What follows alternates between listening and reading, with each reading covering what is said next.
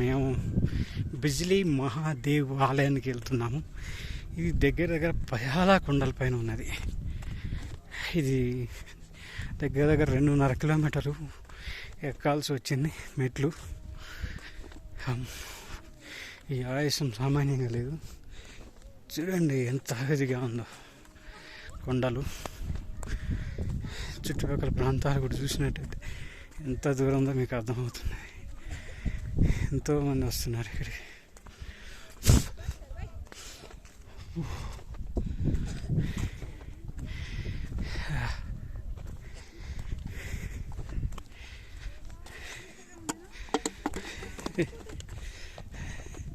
చూడండి పక్కన చుట్టుపక్కల మంచు కొండలు కూడా కనిపిస్తున్నాయి. ఎంత హైట్లో ఉన్నో అర్థమవుతుంది దీనివల్ల.